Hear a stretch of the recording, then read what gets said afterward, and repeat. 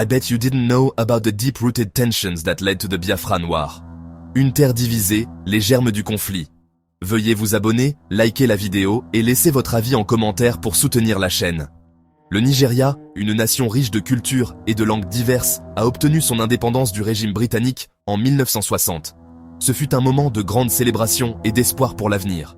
Les rues étaient remplies de joie et de fierté nationale, les drapeaux flottant haut dans le ciel. Cependant, sous la surface de cette liberté nouvelle, se cachèrent des tensions profondes. Les espoirs d'unité nationale étaient sominés par des divisions ethniques et régionales qui existèrent depuis longtemps. Les divisions ethniques, en particulier entre les Igbos du sud-est et les autres groupes majeurs, ont suppuré. Les Igbos, avec leur propre culture et langue distinctes, se sentaient souvent marginalisés par les autres groupes ethniques. La découverte de pétrole dans le delta du Niger a encore compliqué les choses. Le pétrole, une ressource précieuse, a attiré l'attention et les convoitises, exacerbant les tensions existantes. La promesse de richesse a suscité la concurrence et la méfiance entre les régions, se disputant le contrôle et une part des richesses. Les promesses de développement économique rapide ont souvent été éclipsées par des querelles politiques et des luttes de pouvoir. L'instabilité politique a ajouté de l'huile sur le feu, les coups d'État militaires et les contre-coups d'État devenant tragiquement monnaie courante. Les gouvernements successifs ont eu du mal à maintenir l'ordre et à répondre aux besoins de la population. En 1966, une série d'événements violents a secoué la nation. Les tensions ethniques ont éclaté en violence ouverte, plongeant le pays dans le chaos. Des pogroms anti-Igbos dans le nord du Nigeria ont entraîné la mort de milliers de personnes. Ces massacres ont laissé des cicatrices profondes et durables dans le tissu social du pays. La peur et le ressentiment se sont répandus comme une traînée de poudre, creusant un fossé plus profond entre les communautés. Les familles étaient déchirées, les voisins devenaient des ennemis, et la méfiance régnait en maître. Au milieu du chaos, un jeune officier militaire Igbo nommé Chukwuemeka Odumegwu Ojukwu s'est imposé comme un leader. Charismatique et déterminé, il a gagné le soutien de nombreux Igbos qui cherchaient désespérément une solution à leurs souffrances. Croyant que la sécession était le seul moyen de protéger son peuple, Ojukwu a déclaré l'indépendance de la République du Biafra le 30 mai 1967. Cette déclaration a été accueillie avec des célébrations enthousiastes par les partisans de Biafra, mais a également marqué le début d'un conflit sanglant. Cet acte de défi a déclenché une guerre civile brutale qui allait marquer à jamais la nation. La guerre du Biafra, avec ses batailles féroces et ses souffrances humaines, a laissé une empreinte indélébile sur l'histoire du Nigeria. L'agonie d'une nation, le début de la guerre du Biafra. Le gouvernement nigérian, déterminé à maintenir l'unité, a réagi rapidement à la déclaration d'indépendance du Biafra. Ce qui avait commencé comme une lutte politique s'est rapidement transformé en une guerre ouverte. Les forces nigérianes, mieux équipées et plus nombreuses, ont lancé une offensive pour reconquérir la région séparatiste.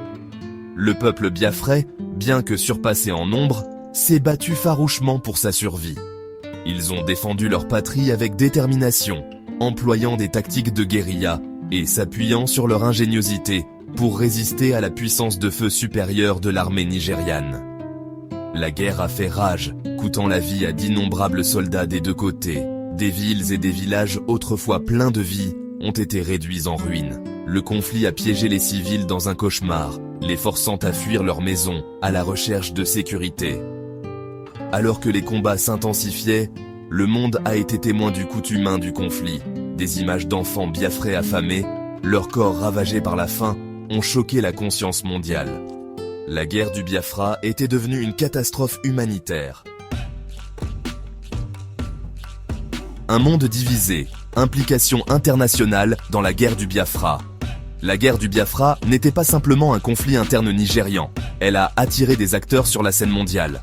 Les médias internationaux ont couvert le conflit de manière extensive, attirant l'attention de gouvernements et d'organisations du monde entier. La communauté internationale s'est retrouvée divisée, différentes nations s'alignant soit sur le Nigeria, soit sur le Biafra. Les diplomates et les leaders mondiaux ont souvent été vus en discussions intenses, essayant de naviguer dans les eaux troubles de ce conflit. Le gouvernement nigérian a reçu le soutien de la Grande-Bretagne, l'ancienne puissance coloniale, ainsi que de l'Union soviétique. Ces deux puissances ont vu dans le soutien au Nigeria une opportunité de renforcer leur influence respective dans la région. Ces alliances étaient fondées sur des intérêts politiques et stratégiques. La Grande-Bretagne cherchait à maintenir son influence post-coloniale, tandis que l'Union soviétique voulait étendre son idéologie communiste. Pour la Grande-Bretagne, le maintien de la stabilité dans son ancienne colonie était primordial. Les diplomates britanniques ont travaillé sans relâche pour s'assurer que le Nigeria reste unifié et sous une influence favorable. L'Union soviétique, engagée dans la rivalité de la guerre froide avec l'Occident, a vu une opportunité d'étendre son influence en Afrique. Les soviétiques ont fourni une aide militaire substantielle au Nigeria, espérant ainsi gagner un allié stratégique. D'autre part, le Biafra a obtenu le soutien d'un groupe diversifié de nations. Ces pays, bien que moins puissants, ont joué un rôle crucial en fournissant une aide humanitaire et militaire. La France, motivée par le désir de contrer l'influence britannique dans la région, a fourni des armes et de l'aide à la cause biafraise. Les diplomates français ont été actifs dans les coulisses, cherchant à affaiblir la position britannique. D'autres pays, dont le Gabon, la Côte d'Ivoire, la Tanzanie et la Zambie, ont également reconnu l'indépendance du Biafra, animée par un mélange de considérations humanitaires et politiques. Ces nations africaines ont vu dans le soutien au Biafra une manière de promouvoir l'autodétermination et de défier les anciennes puissances coloniales. L'implication de puissances extérieures a ajouté une autre couche de complexité au conflit déjà complexe. Les réunions internationales et les efforts humanitaires ont souvent été entravés par des intérêts divergents et des agendas cachés. Elle a également mis en évidence la dynamique géopolitique en jeu pendant la période de la guerre froide. Le conflit du Biafra est devenu un microcosme des tensions mondiales, où chaque mouvement était scruté à travers le prisme de la rivalité Est-Ouest. Section 4. La famine comme arme. La crise humanitaire. Alors que la guerre s'éternisait, une horrible crise humanitaire s'est déroulée au Biafra.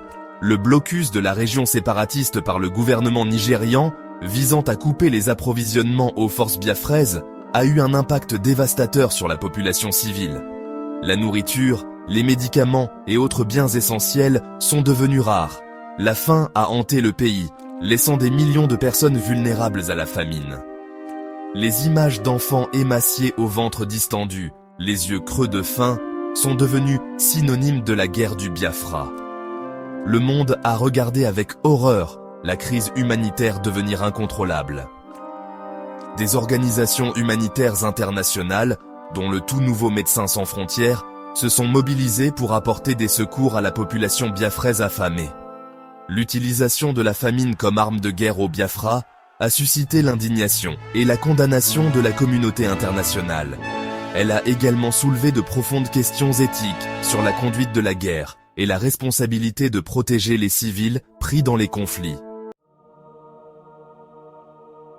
Section 5. Les échos de la guerre, l'héritage du Biafra. La guerre du Biafra, bien qu'officiellement terminée en 1970, a laissé une marque indélébile sur l'histoire et la psyché du Nigeria. Ce conflit, qui a duré 3 ans, a vu des millions de vies perdues et des communautés entières dévastées. Les souvenirs de cette période sombre sont encore vivants dans la mémoire collective du pays.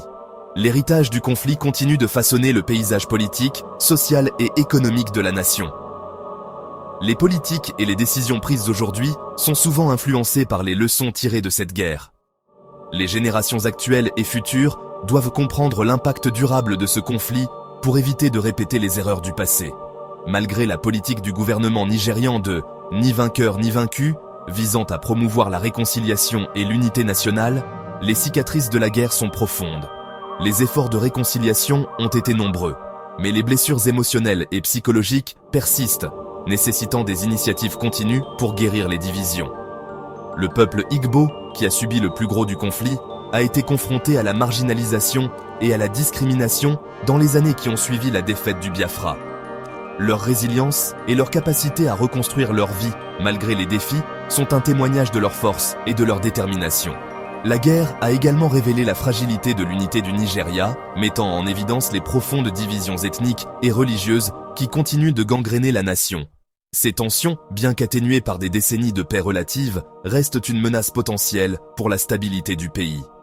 L'héritage du Biafra nous rappelle l'importance de s'attaquer à ces divisions et de travailler à une société plus inclusive et plus juste. Les initiatives de dialogue interethnique et les efforts de construction communautaire sont essentiels pour renforcer la cohésion sociale et promouvoir une paix durable. De plus, la guerre du Biafra a eu un impact profond sur le développement du droit international humanitaire et le rôle des organisations non gouvernementales dans la réponse aux urgences complexes. Les leçons tirées de cette guerre ont conduit à des améliorations significatives dans la manière dont la communauté internationale répond aux crises humanitaires. Le monde a tiré une leçon tragique du coût humain des conflits et de la nécessité de déployer davantage d'efforts pour prévenir les atrocités et protéger les civils pris entre deux feux. La mémoire de la guerre du Biafra continue de servir de rappel poignant de l'importance de la paix, de la justice et de la solidarité internationale.